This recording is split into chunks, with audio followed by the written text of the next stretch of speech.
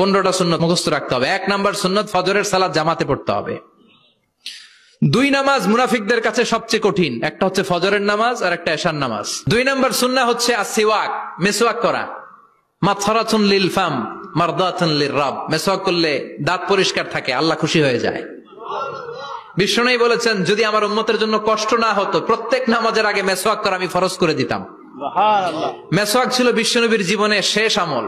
এই মেসওয়াক করে বিশ্বনবী শেষ নিঃশ্বাস ত্যাগ করেছেন। বিষ্ণু বলতেন নি'মা সিওয়াকিয়া যাইতুন ফাইন্নাহু সিওয়াকি ওয়া সিওয়াকুল আমবিয়া মিন ক্বাবলি। যাইতুনের ডালের মেসওয়াক কতই না ভালো, কারণ এটা দিয়ে আমিও মেসওয়াক করি, আমার আগে সব নবীরাই যাইতুনের ডাল দিয়ে মেসওয়াক করেছে। সুবহানাল্লাহ। 3 নাম্বার হচ্ছে দুহুন, তেল মালিশ করবেন। বিশ্বনবী যাইতুনের তেল চুলে আর গায়ে দিতেন। বিশ্বনবী বলতেন ওয়াদাহিনু ফাইন্না ফিত তাদহিনে বারাকাত, তেল খাও, তেল দাও, তেল মালিশ করো, তেলের ভেতরে আল্লাহ বরকত ঢুকাইয়া দিছে। সুবহানাল্লাহ। 4 নম্বরে আত্তিব, জুমার দিনে সুগন্ধি লাগিয়ে যাওয়া সুন্নাত। বিশ্বনবী বলতেন এই দুনিয়ার 3টা জিনিস আমার কাছে সবচাইতে প্রিয়, হুব্বিবা ইলাইয়া মিন দুনিয়াকুম সালাস। 1 হচ্ছে আন-নিসা, নারীদেরকে আমি পছন্দ করি। 2 হচ্ছে আত্তিব, সুগন্ধি লাগাতে আমি পছন্দ করি। বিশ্বনবীর কেউ সুগন্ধি হাদিয়া দিছে, বিশ্বনবী নেয় নাই, এরকম কোন ঘটনা ঘটে নাই। আল্লাহু আকবার। আবার বিশ্বনবী বলতেন আরবাউন মিন সুনানিল মুরসালিন, 4টা সুন্নাত সব নবীদের সুন্নাত। 1 নম্বরে আল হায়া মানে লজ্জা। আরেক বর্ণনা এসেছে আল খিতান মানে সুন্নাতে খাতনা, এটা সব নবীদের ছিল।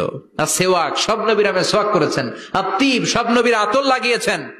আর নিকাহ, সব নবীরা বিয়েও করেছেন। চিল্লায় পড়েন আল্লাহু আকবার।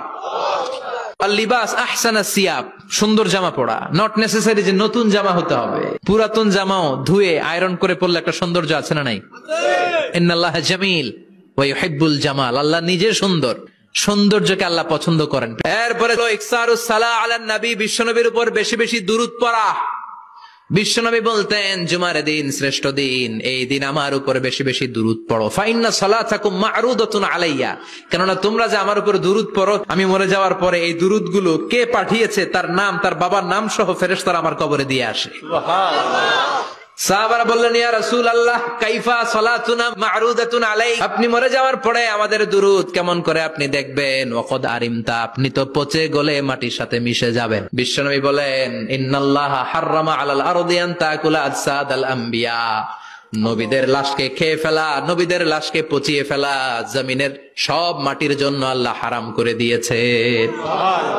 এরপরে বিশ্বনবী বলতেন জুমার দিনে সূরাতুল কাহাফ পড়বা, কাহাফ পড়া সুন্নাহ। বিশ্বনবী বললেন সূরাতুল কাহাফ যে তেলাওয়াত করবে ইয়াকুনু লাহু নূর, এই সূরাতুল কাহাফ কিয়ামতের দিন তার সামনে বিশাল একটা আলো হয়ে আসবে। এই আলো দিয়ে পুলসিরাত পার হয়ে ওই বান্দা জান্নাতের ভেতরে ঢুকে যাবে।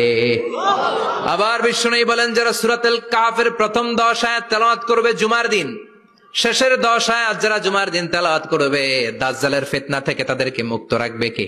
আল্লাহ। এরপর আত-তাবকির ইলাল মসজিদ, মসজিদে আগে আগে যাওয়া সুন্নাত।